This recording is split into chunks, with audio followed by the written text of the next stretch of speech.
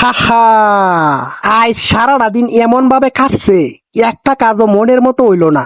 আসসালামু আলাইকুম, আমি প্রকৃতির বন্ধু। সহাল সহাল আয়া পড়ছিলাম বর্ষি বাইতাম, আয়োজনও কম না। গতকালকে পিঁপড়া টুপটি ভাঙছিলাম, কিন্তু বিসমিল্লা কইয়া যে টুপটা ফেলছিলাম, এই টুপটা ফেরত লইয়া বাড়িতে এমন লাগছে। মানে মাছ তো পাইছিই না, মাছের একটা টুকুরও পাইছি না। যাই হোক, এই দৃশ্যটা খুব ভাল লাগছে। এটা হইলো খাইল্লা গাং। এর পরে আমরা গাঙ্গ আয়া দেখি বিরাট বড় একটা ট্রলার। খুবই সতর্ক ভাবে এই ট্রলারে উঠতে হইছে। মনে হইতাছে এভারেস্ট জয় করলাম, পরলে সুজা পানি। উপরে উঠতে তো দেখি দৃশ্যটা অসাধারণ। হাহা, বাট একটু পরেই উঠছে কড়া একটা রোদ। দূর, এই নোয়ার তাহা সম্ভব না। আচ্ছা, এই অত বড় ট্রলারটারে যে আটকায় রাখছে, এই জিনিসটার নাম কি কেউ কইতে পারবেন? কারেন্টের তারও দেখেন কতগুলা পাখি বসে রয়েছে। আটতে আটতে হঠাৎ করে দেখলাম একটা ফটকা গাছ।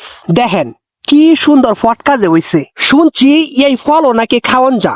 আমি তো জীবনেও খাইছি না, আজ নিয়ত করছি খাইয়া দেখবাম কেমন লাগে। এই জন্য একটা একটা করে সবটি ফল তুলছি। মুহ দেয়া তো দেখি অমৃত এই ফল, সেই স্বাদ। এখন মানুষ হইছে আমরা 4 জন, আর পাক্কা ফল পাইছি মাত্র 2টা। কেমনটা লাগে কোন তো?